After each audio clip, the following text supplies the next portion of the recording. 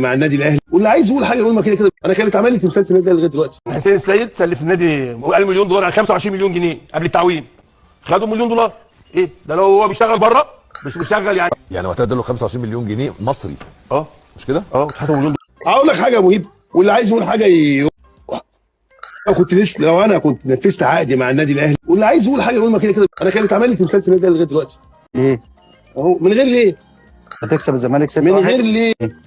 كنت هكسب ايه؟ لا يعني كنت هتكسب الزمالك وتعوض موضوع ال 6-1. امال ايه؟ ما هو تمثال ده لازم انت تعمل حاجه خارقه. اعمل حاجات خارقه. يعني ده خالد بيبو ما تعملوش تمثال. خالد بيبو احنا ما دخلناش على فرعنا بقى. الشريط تبع ده زملكاوي والله مش اهلاوي. قال لك حسين السيد حط 25 مليون ولما تعاون خد مليون دولار، يعني 50 مليون جنيه. يا جماعه ما هو المشكله برضه نادي الزمالك مشكلته اللي بيخش لازم يخش يبص لمصلحه النادي، ما يبصش على مصلحته. هو ده اللي بيوقع الزمالك، مش الاهلي والله. مش الاهلي.